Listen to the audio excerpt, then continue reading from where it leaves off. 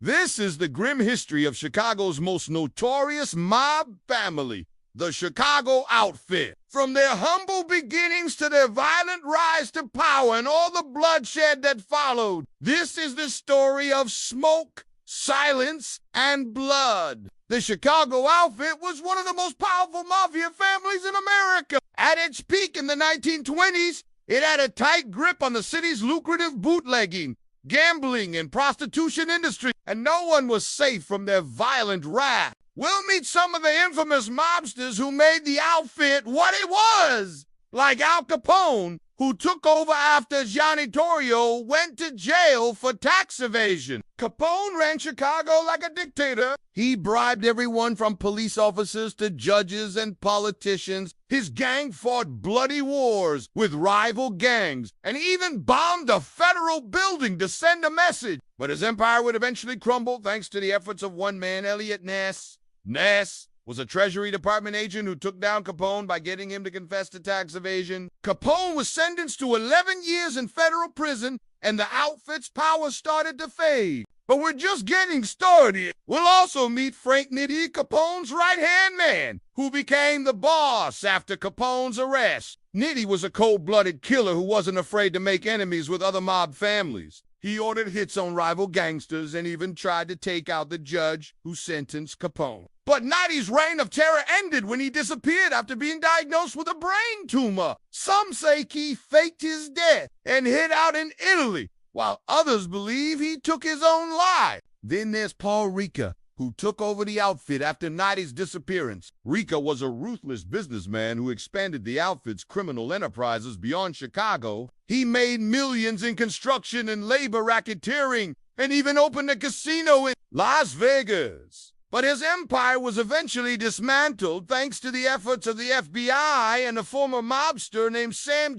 Giancana was once one of the most powerful mobsters in Chicago. But he turned on the Outfit after falling out with Ricca. He helped the FBI put several mobsters behind bars, including Tony Accardo, who took over the Outfit after Ricca's arrest. Accardo was known as the boss of bosses, but he didn't hold that title for long. He was arrested on racketeering charges and spent the last 18 years of his life in prison. And finally, we'll meet Sam Battaglia, who took over the Outfit after Accardo's arrest. Battaglia was a low-profile boss who kept a low profile and stayed out of the spotlight, but his peaceful reign didn't last long. He was shot and killed in a mob hit, marking the end of an era for the Chicago Outfit. From their humble beginnings in the early 1900s to their violent demise in the late 1960s, the Chicago mob ruled the streets of Chicago with an iron fist. Their story is one of power,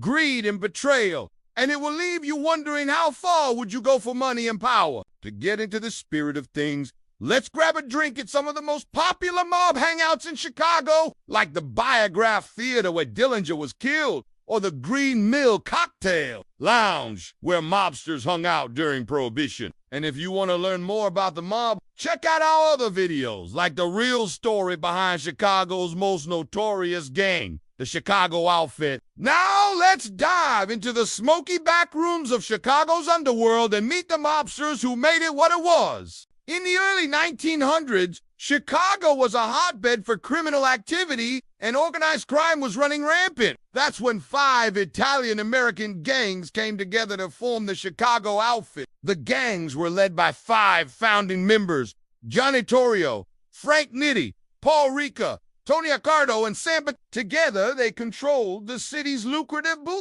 gambling, and prostitution industries, and no one was safe from their violent rap. First up is Johnny Torrio, the godfather of Chicago. Torrio was a ruthless mobster who had a knack for business. He quickly rose to become the most powerful member of the Chicago Outfit, and he used his influence to make millions in illegal activities. But Torrio's luck ran out when he was caught for tax evasion and sentenced to jail. Before going to prison, he passed the torch to his right-hand man, Frank Nitti, who proved to be a worthy successor. Speaking of Frank Nitti, this guy was pure evil. He was the kind of mobster who didn't think twice before spilling blood. In fact, he was responsible for the deaths of more than a dozen people during the gang wars of the 1920s. But Nitty wasn't just a thug. He was also a smart businessman who expanded the outfit's criminal enterprises beyond Chicago. Unfortunately, Nitty's reign of terror came to an end when he disappeared after being diagnosed with a brain tumor. Some say he faked his death and lived out the rest of his days in Italy,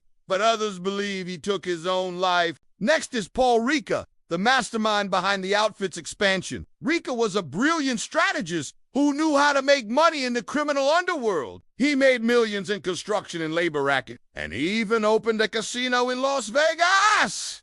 But Ricca's empire of sin came crashing down when he was arrested on racketeering charges. He spent the last 13 years of his life behind bars, plotting his next move from his cell. Then we have Tony Accardo, the boss of bosses. Accardo was a charismatic leader who kept a low profile and stayed out of the However, his peaceful approach to mobster didn't last long. He was arrested on racketeering charges and spent the last 18 years of his life in prison. Finally, there's Sam Battaglia, the reluctant leader. Battaglia took over the outfit after Accardo's arrest, but he never wanted to be a boss. In fact, he tried to pass the torch to another mobster, but he was persuaded to stay on as boss. Unfortunately, Battaglia's peaceful reign came to an abrupt end when he was shot and killed in a mob hit. These 5 mobsters were the brains and brawn behind the Chicago outfit. They ruled the streets of Chicago with an iron fist and made millions in illegal activity. However,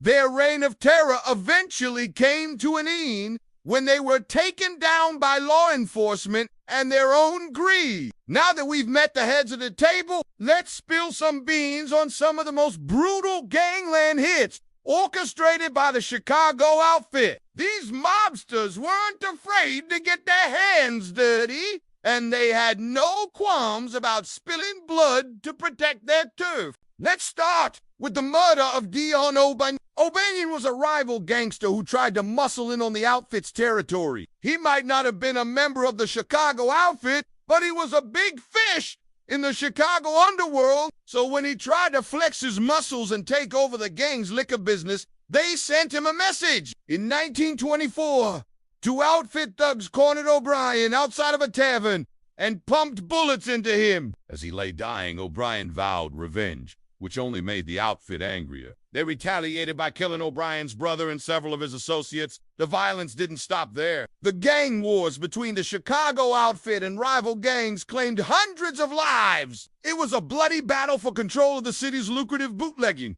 gambling, and prostitution industries. But the outfit didn't just target rival gangsters. They also had a habit of silencing anyone who got in their way. Take, for example, the case of William H. McSteen. McSteen was a federal agent who was trying to crack down on the outfit's illegal activities. But before he could make any progress, he was killed in a car bomb explosion. The outfit wasted no time in sending a message to other law enforcement officials. Just a few years later, they bombed a federal building in downtown Chicago. The message was clear. No one was safe from the outfit's violent wrath. Over the years, the outfit's body count grew longer and longer. They were responsible for the deaths of dozens of people, including police officers, judges, and politicians. But their reign of terror eventually came to an end when they were taken down by law enforcement and their own greed. As the Chicago outfit grew in power and influence, they attracted the attention of the federal government. The feds weren't going to let these mobsters run the city unchecked, so they launched a full-scale assault on the organization. The first major blow came when Johnny Torrio was arrested for tax evasion. It was a huge win for the feds, but it was just the beginning. Soon after, the Treasury Department sent in a new agent named Elliot Ness to take down Al Capone, Torrio's right-hand man. Ness and his team of agents worked tirelessly to build a case against Capone, and it paid off when they got Capone to confess to tax evasion. The mobster was sentenced to 11 years in federal prison, and the outfit's power started to fade. But the feds weren't done yet. They continued to crack down on the outfit, putting several mobsters behind bars on racketeering charges. The arrests didn't stop there. Even Paul Ricca, who had managed to stay one step ahead of the feds for years, was eventually arrested and sent to prison. Meanwhile,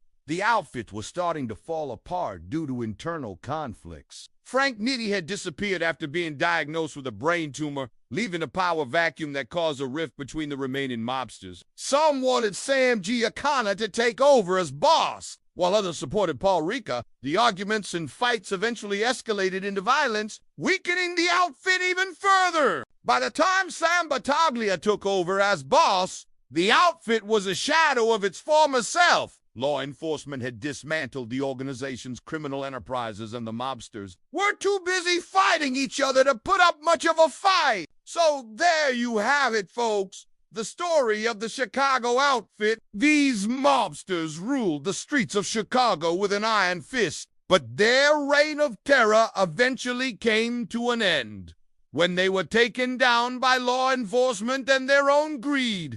If you enjoyed learning about their rise and fall, then don't forget to subscribe and stay tuned for more historical tales.